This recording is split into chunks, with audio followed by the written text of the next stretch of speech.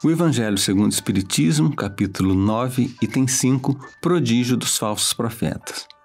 Meus irmãos, ainda sobre a advertência de Jesus de que haveria falsos cristos e falsos profetas, vamos refletir hoje sobre a capacidade, também anunciada por Jesus, de que esses falsos profetas teriam de fazer grandes prodígios e coisas de espantar para seduzir os próprios escolhidos.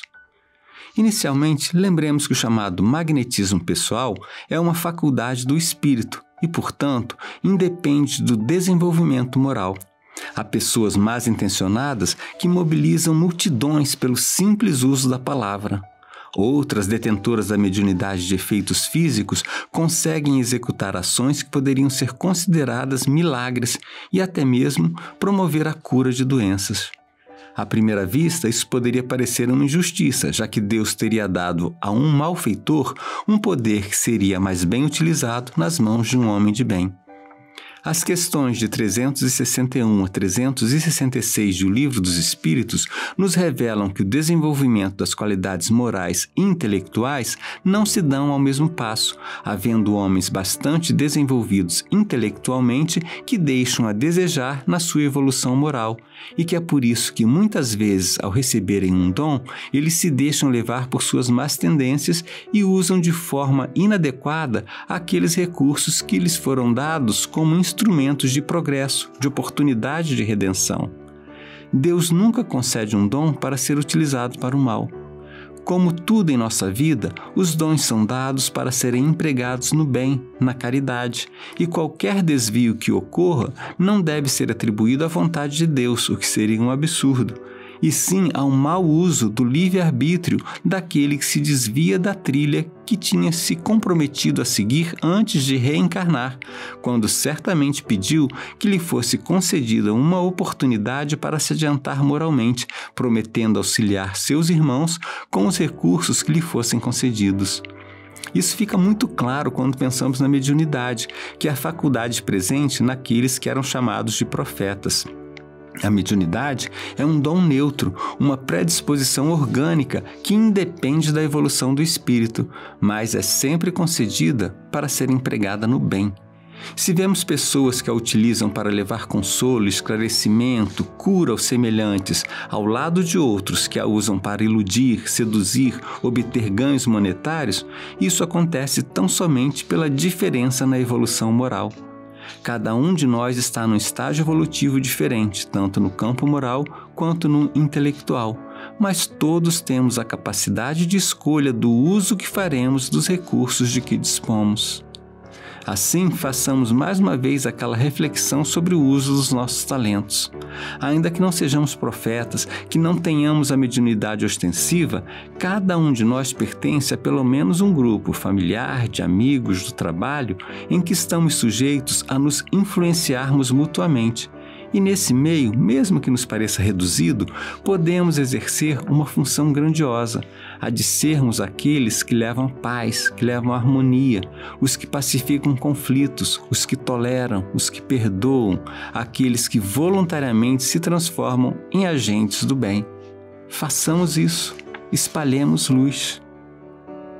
E vamos a uma mensagem que está no livro Monte Acima, pelo Espírito Emmanuel, psicografia de Chico Xavier. Deus e o homem.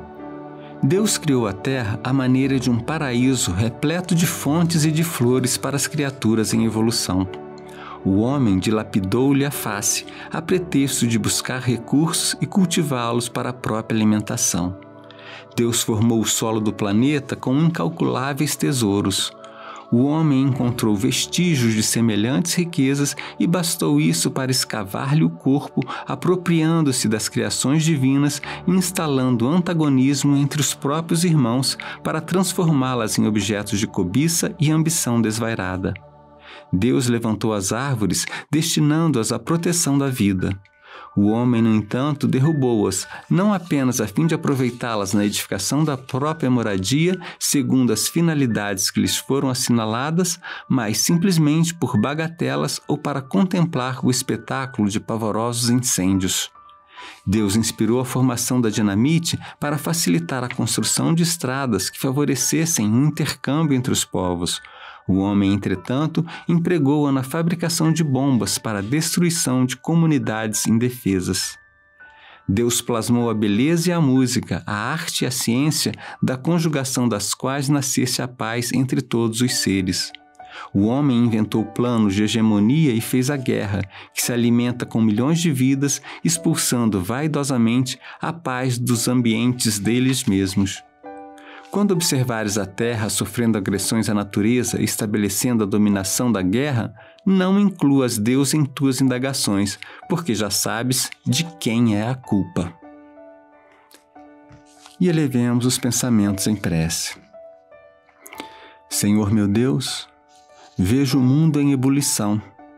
A humanidade encontra-se cada vez mais dividida em nações, raças, ideologias, e longe de aprendermos a lição da fraternidade, do respeito às diferenças, da cooperação mútua para o crescimento coletivo, ainda tentamos impor a todos o nosso ponto de vista, muitas vezes até pela violência. De tantos tormentos, de tantas provações coletivas nos isentaríamos se optássemos pelo caminho do bem, do perdão, do amor. Pai, peço teu auxílio para que, mesmo em meio a tanta turbulência, eu me mantenha firme na fé, buscando ouvir minha consciência, rogando a ajuda do meu anjo da guarda para não me deixar seduzir pelo vozerio da iniquidade, da maledicência, da mentira, pelas palavras vãs dos falsos profetas que em nada se assemelham aos teus verdadeiros emissários que somente pregam o bem, a fraternidade, a tolerância e o entendimento. Que eu busque ouvir tua voz dentro de mim e assim pacificar minha alma, evitando conflitos, discussões, discriminações de qualquer espécie, para então conseguir ver além das aparências, dar mais importância às ações que às palavras, não me deixando enredar pelo mal, e a qualquer que seja o caminho que escolha, que eu aprenda a não querer impô-lo a meus irmãos, respeitando-os e convivendo com eles de forma respeitosa e fraterna. Que assim seja.